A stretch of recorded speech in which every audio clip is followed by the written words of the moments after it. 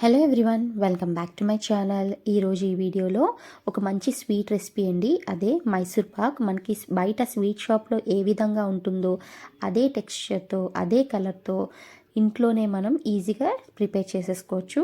So ఇంకా late చేయకుండా ఈ వీడియోని అయితే లాస్ట్ వరకు స్కిప్ చేయకుండా చూడండి.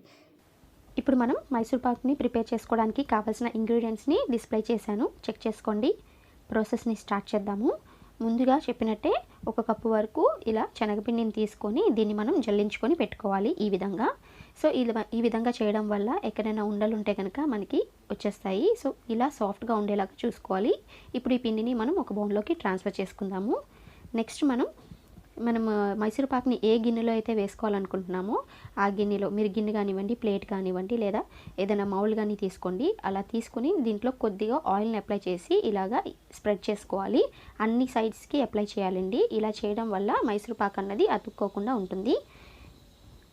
ఇప్పుడు మనం నూనెని వేడి చేసుకోవాలి కాబట్టి ఒక గిన్నెలో ఒక 1/4 కప్ వరకు నేను ఆయిల్ని వేశాను. అదే 1/4 కప్ వరకు నెయ్యిని కూడా వేసానండి. అంటే టోటల్గా 1/2 కప్ వరకు నేను నూనెని వేసుకొని దీన్ని మీడియం హీట్లో లేదా లో ఫ్లేమ్లో మనం హీట్ చేసుకుంటూ ఉండాలి. ఇప్పుడు నెక్స్ట్ ప్రాసెస్ని చూద్దాము.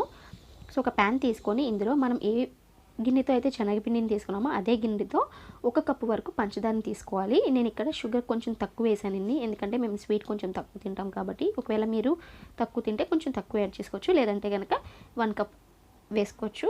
అలాగే ఈ షుగర్ కరగడం కోసం కొద్దిగా వాటర్ని యాడ్ చేసుకున్నాను.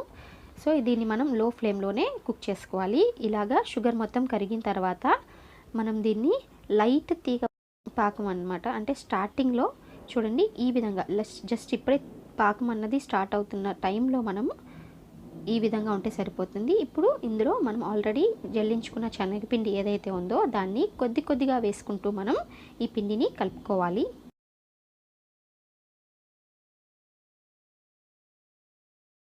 ఈ విధంగా ఎక్కడా ఉండలు లేకుండా మనం కలుపుకుంటూ ఉండాలి.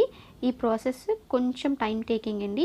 ఇలా కంటిన్యూస్గా కలుపుతూనే ఉండాలండి. కలుపుతూ ఉంటే కనుక మనకి పిండి అన్నది ఈజీగా కలిసిపోయి ఎక్కడా ఉండలు లేకుండా సాఫ్ట్గా వస్తుంది.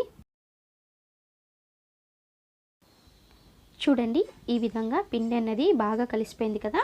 ఇలా కలిసిన తర్వాత ఇప్పుడు ఆల్రెడీ మన పక్క స్టవ్ మీద పెట్టుకున్న ఆయిల్ ఏదైతే వేడిగా ఉందో దాన్ని గరిటెతో కొద్దిగా యాడ్ చేసుకుంటూ మనం దీన్ని కుక్ చేసుకోవాలి. ఎప్పుడైతే వేడిగా ఉన్న ఆయిల్ని వేస్తామో మనకి పొంగుతూ ఇలా జాలీలా వస్తుంది.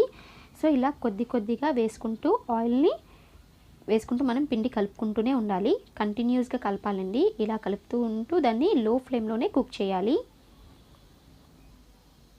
ఇది ఎప్పటి వరకు చేయాలంటే కనుక మనకి ఇంకా ఆయిల్ అన్నది పీల్చుకోవడం ఆపేస్తుంది. అప్పటి వరకు మనం దీనికి ఆయిల్ వేస్తూనే ఉండాలి. అలా లో ఫ్లేమ్లో కుక్ చేసుకుంటూ తిప్పుకుంటూ ఉండాలి.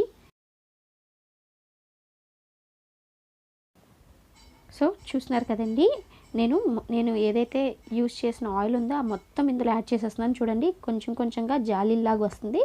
ఇది ఇంకా లాస్ట్ స్టేజ్ మాట. సో ఇలా వస్తున్న టైంలో మన దగ్గర ఉన్న కొద్దిగా ఆయిల్ని కూడా ఇందులో యాడ్ చేసేస్తే ఇంకా దీన్ని ఒక 2 to 3 మినిట్స్ వరకు మీడియం ఫ్లేమ్లో కుక్ చేసుకోవాలి. చూడండి ఇలాగా సపరేట్ అయిపోవాలన్నమాట పిండి అన్నది. ఇలా వచ్చినంత వరకు మనం దీన్ని కుక్ చేసుకోవాలి.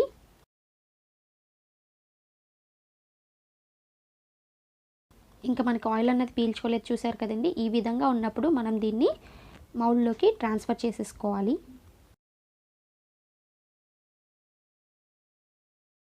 సో మౌల్లోకి ట్రాన్స్ఫర్ చేసే ముందు కిందన ఏదైనా క్లాత్ కానీ ఏదైనా పెట్టుకోండి.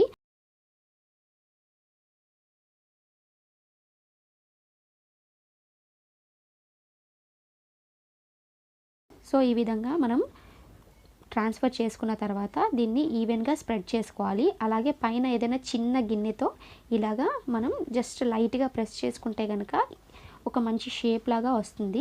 ఒక 5 మినిట్స్ తర్వాత చల్లారిన తర్వాత దాన్ని మనం లైట్గా కట్ చేసుకొని పెట్టుకోవాలి. ఇలా కట్ చేసుకున్న తర్వాత కంప్లీట్గా కూల్ అవ్వాలండి. ఇది కూల్ అవ్వడానికి ఒక 2 to 3 అవర్స్ అయినా పడుతుంది.